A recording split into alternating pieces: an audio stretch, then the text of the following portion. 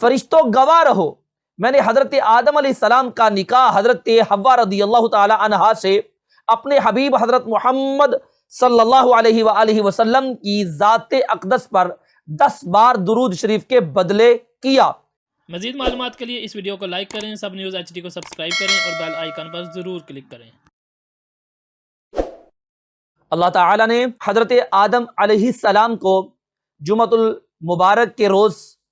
اور حضرت حوا رضی اللہ تعالی عنہا کو بھی جمعۃ المبارک کے روز ظاہر فرمایا اور جمعۃ المبارک کے دن ان کا نکاح فرمایا، جنت کو آراستہ کیا، شجر طوبہ کے نیچے فرشتوں کی بارات سجائی اور فرمایا حمد میری تعریف ہے، عظمت میری چادر ہے،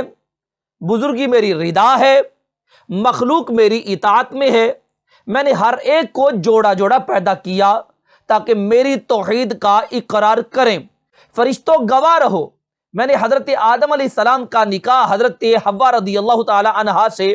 اپنے حبیب حضرت محمد صلی اللہ علیہ وآلہ وسلم کی ذات اقدس پر 10 بار درود شریف کے بدلے کیا اور یہی درود شریف ان کا حق مہر قرار دیا ہے۔